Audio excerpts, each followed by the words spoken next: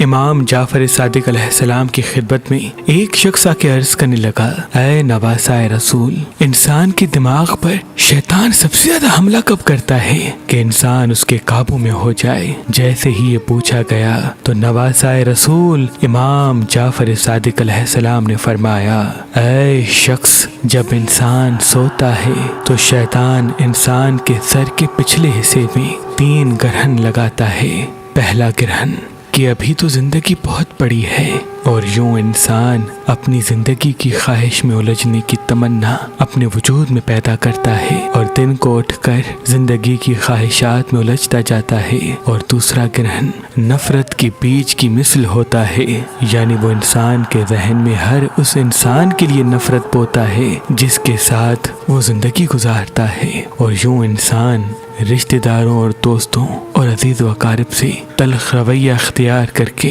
اپنی خوشی میں مست رہتا ہے۔ اور تیسرا گرہن جھوٹ کا لگاتا ہے۔ یاد رکھنا،